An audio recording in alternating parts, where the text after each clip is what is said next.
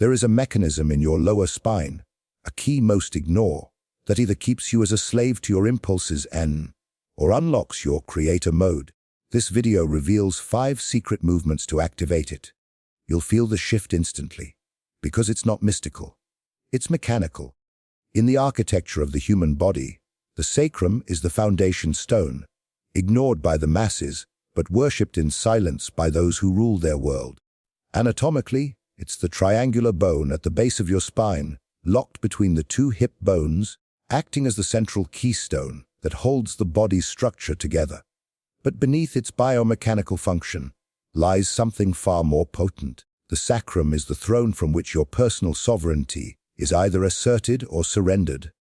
Every civilization, from ancient Kemet to the empires of the East, has known, though never spoken in plain words, that true power begins from the base. Before a man commands armies or shapes markets, he must first command the root of his own energy. This root is not metaphorical, it is literal. It is the sacrum. Its name itself, from Latin sacer, means sacred. Sacred because it holds your force, your instinct, your primal will. Not the polished will you perform for social approval, but the raw directive that surges when you're cornered, when you're ready to strike, or when you stand unmoved by temptation. The modern mind, divorced from the body, laughs at such ideas. It thinks power is gained from affirmations, spreadsheets, or the approval of digital strangers. But while you're busy outsourcing your power, the sacrum waits in silence, its energy rotting into anxiety, addiction, or apathy. Why? Because unused energy doesn't disappear, it festers. When you ignore the sacrum, your spine collapses subtly, your breath becomes shallow, your posture caves, and your thoughts spiral. You become a puppet pulled by invisible strings. You live in your head, a tenant in a house you no longer own. To reclaim the throne, you must come down from the illusion of intellect and enter the temple of sensation.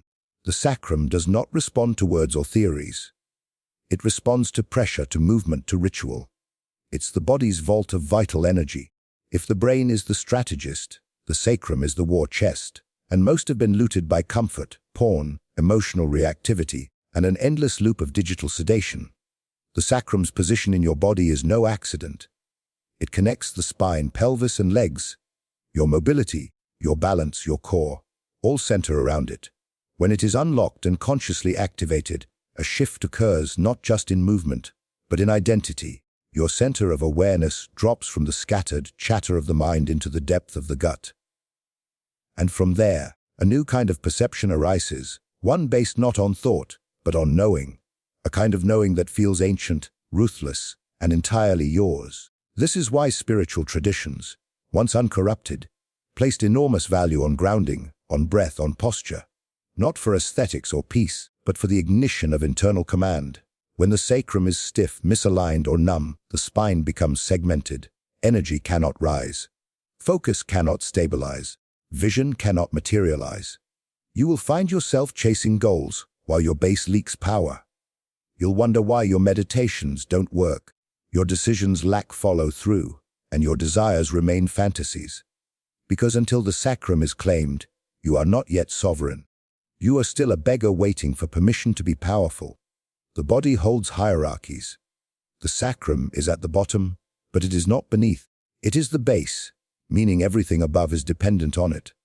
Just as an empire cannot stand on cracked earth, your focus, discipline, and higher awareness cannot thrive on a fractured root. And make no mistake, the sacrum will not unlock itself. It must be awakened through deliberate contact, through pressure, movement, breath, and ritual precision. It does not open for the curious. It opens for the conqueror. To reclaim power, one must first reclaim rhythm, not the external rhythms imposed by clocks, alarms, or schedules, but the internal pulse buried within the body, specifically within the pelvis. The first of the 5 sacred sacrum movements begins here, with what may seem subtle, even trivial to the untrained eye, the pelvic pulse. But what appears simple is often the doorway to profound transformation.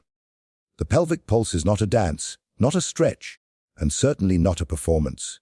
It is a coded ignition sequence, a signal sent into the roots of your nervous system that says, "We are taking back control."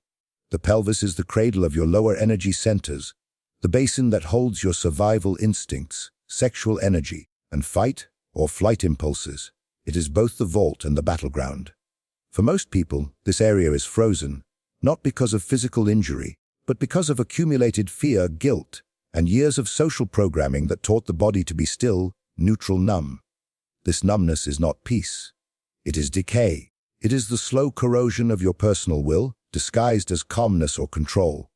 The pelvic pulse reanimates this zone. To begin the movement, one must stand in silence, shoulders relaxed, knees slightly bent, spine erect, and breath slow. Then comes the pulse, a small, deliberate forward and backward motion of the pelvis, like a pendulum reawakening its swing. This isn't a thrust. It's a command. The motion must be conscious, rhythmic, and consistent. Once you find the pace, you'll notice something strange. The mind starts to quiet. Not through meditation or force, but because your awareness is being drawn downward into the body's throne room, where all reactive noise loses its authority. This shift in awareness isn't accidental. It's biological. The movement stimulates the sacral nerves and pelvic floor, which communicate directly with the spinal cord and limbic brain. You're not just moving muscles. You're sending encrypted messages to your primal system. Wake up, align, obey, and it does. As the pelvic pulse continues, there's a subtle release in the lower back, a loosening of the hips, and a warmth that begins to rise. Not emotional warmth, but energetic heat. This is the body returning to conductivity. Your energy is no longer scattered. It is being collected, stored, and focused. With sustained practice, the pulse begins to take on a hypnotic quality. This is not trance in the way the world defines it, mindless escape, but a focused state where thought surrenders to sensation. Here, you do not imagine power, you feel it, tangible, coiled, waiting, and as the pelvis moves in its ancient rhythm, your posture changes. You begin to feel more rooted, more assertive, more sovereign. Your breath deepens automatically. Your voice, if you speak, drops in pitch and steadies. You are not trying to become confident. You are becoming aligned with the body's original blueprint for authority. Most modern movement bypasses the sacrum entirely. We are taught to isolate muscles, not command systems. We are told to burn calories, not build command. But the pelvic pulse is a rebellion against this fragmentation. It's a unifying act, a declaration that the body is not a machine to be optimized, but a kingdom to be ruled. Each pulse is a drumbeat announcing the return of the king or queen to their throne. And the more consistent the rhythm, the more stable your internal state becomes. There will be resistance. The hips will tighten. The lower back will ache. The ego will tell you this is foolish. That's expected. You are awakening something that's been dead for years. This movement, as small as it may appear, is an act of war against sloth, fear, and fragmentation. It is the first step in turning chaos into order, passivity into potency, and internal noise into a disciplined silence. After the initial ignition of the pelvic pulse, the body is no longer a dormant shell. It begins to stir, to remember. But awakening is not enough. Fire must be shaped. Power without direction is merely chaos wearing the mask of potential. That is where the serpent wave comes in. This movement is not about stretching or flexibility. It is about initiation, taking the raw, rising energy from the sacrum and driving it upward, through the spine, like a serpent slithering toward the throne of consciousness. This is not yoga. This is spinal warfare. The spine is more than a column of bones. It is a vertical battlefield where past trauma, stored emotions, suppressed instincts, and forgotten memories all wage silent war against your present power. Each vertebra holds secrets, some inherited, others self-inflicted. And when the spine is locked, when it no longer moves like a fluid channel, it becomes a prison for the very force you are trying to reclaim. The serpent wave is the antidote. It is the declaration that your body will no longer be ruled by tension, trauma, or hesitation. It begins from the sacrum and ends at the base of the skull. No part of the spine is left untouched. The movement itself is deceptively simple. You begin in a standing or kneeling position, spine upright, sacrum activated from the previous practice. Then, with a deliberate motion, you initiate a wave-like movement, starting from the base of the spine and rolling it upward, one vertebra at a time. The goal is not speed but precision. Each segment must be consciously moved, as if you are unlocking gates that have long been sealed shut. The wave travels up, reaching the mid-back, then the upper thoracic spine, and finally the cervical neck. Then the motion resets, again beginning at the base. What this movement does is more profound than any abstract meditation. It reintroduces fluidity into a structure that modern life has made rigid. We live in chairs. We stare into screens. Our backs are rounded, our heads pulled forward, our breath shallow and weak. We are biologically collapsing. The serpent wave reverses this collapse, not just physically, but neurologically. As you drive this movement through your spine, you stimulate the cerebrospinal fluid. This fluid, often forgotten, is the lifeblood of the central nervous system. When the spine is still, the fluid stagnates. When it moves like a serpent, the fluid flows, and with it, awareness, alertness, and presence awaken. The spine is the body's main conduit for energy. All higher states of clarity, insight, and willpower must pass through it. When that channel is blocked by muscular tension, emotional baggage, or poor posture, your intentions cannot rise. You may have ambition, but it will never become action. The serpent wave clears the path. It is not merely physical movement. It is energetic alignment. The feeling is unmistakable. As the wave moves upward, you may feel tingling, lightness, even heat. Some feel emotions surface. Others feel a strange clarity, like a fog being burned away. What matters is not what you feel, but that you feel. Most people are numb from the neck down. The body has been turned into a slave, useful only when performing, and ignored when it speaks. But the serpent wave forces you to listen. It reminds the nervous system that it is not a background process. It is the throne room from which you rule your inner kingdom. When performed consistently, this movement builds a new relationship with the spine. No longer stiff and reactive, it becomes a living instrument of expression and control. More than any supplement, affirmation, or ideology, this movement begins to peel away layers of inertia, and it demands your focus. Each wave must be felt in its entirety. Each repetition must be earned. You cannot rush it. You cannot fake it. The serpent within you is not impressed by surface effort. It waits for precision, presence, and power. Only then does it rise. Once the body has remembered rhythm through the pelvic pulse and reclaimed flow through the serpent wave, the next stage is stabilization. Without anchoring, energy becomes a storm, chaotic, directionless, and ultimately self-destructive. A man may feel power rising within him, but if he cannot hold it, it will consume him. The ground lock shift is the mechanism by which power is contained, focused, and weaponized. It is the act of sealing the base, creating an unshakable center from which all action becomes deliberate. This is not a stretch or a technique. This is the installation of a root command. The ground lock is the conscious contraction of the pelvic floor muscles, those same muscles activated unconsciously during moments of tension, fear, or climax. In most people, these contractions happen involuntarily, triggered by external forces. In the ground lock shift, the practitioner turns the tables. The contraction becomes a deliberate act, a signal that authority has returned to the self. When you perform this lock, paired with specific breathing patterns, you assert the inner declaration, I govern what rises within me. The sacrum, now awakened and fluid, is no longer left exposed. It is armored by intention. To perform the ground lock shift, you begin by standing with a straight spine or sitting upright, ensuring the sacrum is aligned and the breath is free. Then, as you inhale deeply through the nose, you contract the pelvic floor, drawing upward as if lifting the base of the spine internally. This is not a forceful clench, but a subtle, precise engagement, like drawing a sword from its sheath. At the peak of the inhale, you hold. Not just the breath, but the lock. Time slows.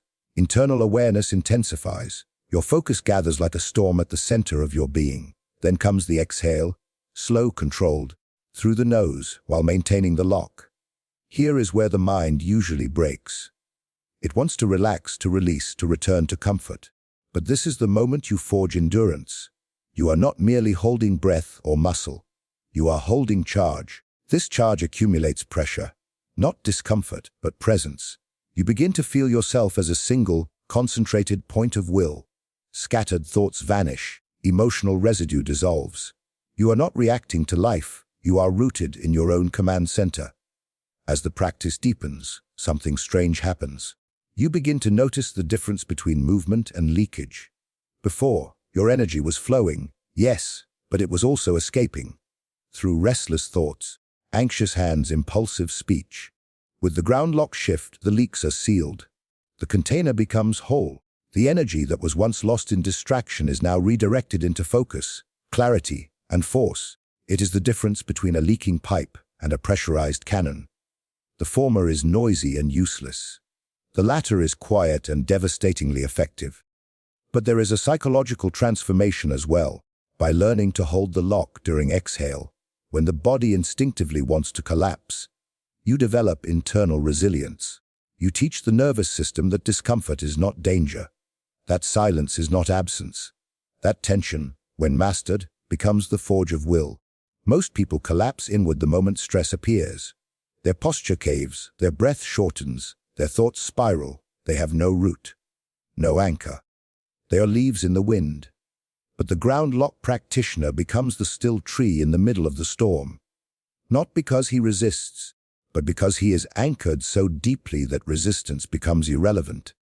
This practice also rewires your relationship to breath.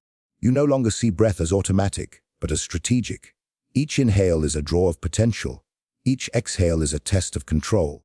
And the pelvic lock transforms the breath from a passive rhythm into an active force. You begin to recognize how your body responds to intention. Not vague desire, but clear directive. When the ground is locked and the breath is owned, the body obeys. The mind sharpens. There is no confusion about who is in charge. The base has been claimed. The signal is being sent upward. Command is being established from the ground up. With the sacrum awakened, energy rising through the spine, and the root locked into stillness, the body stands at the edge of transformation, but without integration, the structure remains incomplete. Power must not only rise and stabilize, it must be distributed. The axis spiral is the final stroke in this sacred blueprint, a movement that bridges stillness and motion, symmetry and asymmetry, will and adaptability. It does not merely move the spine, it reorganizes the entire nervous system around a new axis of control. This is the spiraling force of nature, of galaxies, of DNA. What rises vertically must spiral to spread. This is law. The axis spiral initiates rotational intelligence through the spine, hips, shoulders, and head. Rotation, not linearity, is the body's natural language. When a human body is healthy, powerful, and adaptive, it does not move in straight lines. It twists, coils, and uncoils with purpose. Modern posture, however, is stiff, robotic, squared off in artificial right angles. The result is predictable loss of grace, absence of intuition, and the gradual deadening of the sixth sense, proprioception. The axis spiral is how you take back what has been dulled by decades of artificial geometry. It is how you remind the body that it is not a machine, but a serpent wearing skin. To initiate this movement, the practitioner must first establish verticality, the crown aligned with the sacrum, spine upright, rooted in the ground lock. From here, the spiral begins with the hips. A gentle twist to one side, not in haste but in precision, allows the sacrum to pivot subtly, followed by the rotation of the lumbar, then thoracic, and finally cervical spine. The movement is not mechanical. It is fluid, like water climbing a vine. And as it reaches the head, the eyes follow, as if surveying territory. The motion then returns to center, and the spiral continues to the opposite side. But this is not just a physical twist. Each rotation sends electrical impulses through the spinal cord, cross-activating hemispheres of the brain, lighting up dormant pathways, breaking the chains of binary thought. The world has conditioned you to move in straight lines. Work here, sleep there, speak only this, suppress that. The axis spiral is the rebellion, the encoded memory of chaos disciplined by rhythm. It teaches you how to move through uncertainty, how to pivot without losing center, how to embody contradiction without collapse. This is not dance. It is reprogramming.